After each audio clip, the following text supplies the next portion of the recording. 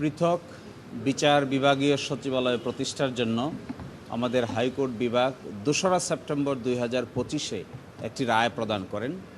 ৯০ দিনের ভিতরে স্বতন্ত্র সচিবালয় প্রতিষ্ঠার নির্দেশনা দিয়ে এই রায়ের বিরুদ্ধে রাষ্ট্রপক্ষ আপিল দায়ের করেন এবং এই আপিলের পূর্ণাঙ্গ শুনানি এখন অনুষ্ঠিত হয় নাই।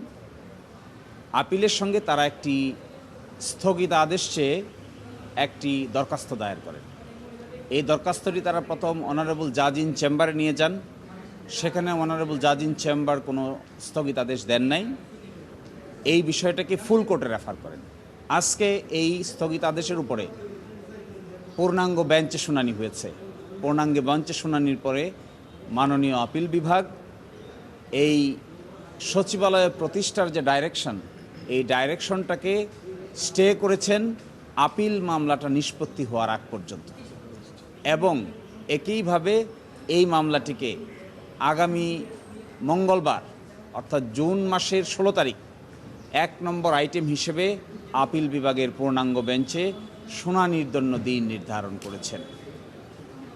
আমরা মনে করি আপিল বিভাগে এই মামলাটি দ্রুততার ভিত্তিতে শুনানি করতে পারলে মূলত মূল সমস্যার সমাধান হতে পারে। এই জন্য পূর্ণাঙ্গভাবে মামলাটি শুনানি হোক, এটা আমরাও সাবমিশন রেখেছি। কিন্তু একটি কথা এখানে বলা উল্লেখযোগ্য, সরকারের যে approach, that approach was not good approach.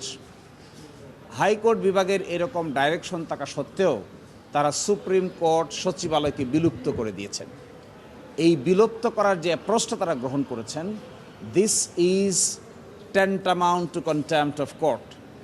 এই ধরনের কাজ সরকারের পক্ষ থেকে করা উচিত নয়, because that will create a negative example, যে আদালতের রায় না মানলেও মনে হয় চলে।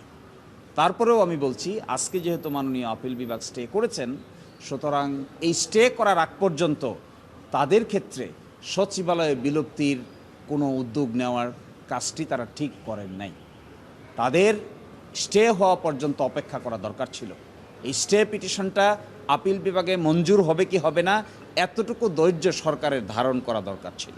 সরকারের এই অধৈর্য জাতির কাছে একটা নেগেটিভ মেসেজ দিয়েছে, যে তাহলে উচ্চ আদালত এবং বিচার বিভাগের প্রতি তারা এই ধরনের আচরণ কেন করছেন।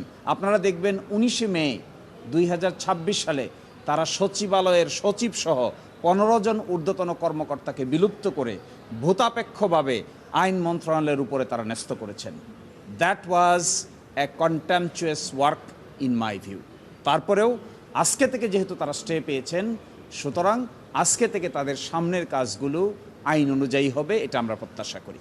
আমরা এটাও প্রত্যাশা করি আমাদের আপিল বিভাগ গুরুত্বের বিচারে এই মামলা শুনানি করছেন। আগামী 16 জুন দ্রুততম সময়ের ভিতরে এই বিচার শেষ হোক, তারপরে ফাইনাল যে সিদ্ধান্ত হবে এটি সকলের উপরেই বাধ্যকর হবে বলে আমরা মনে করি।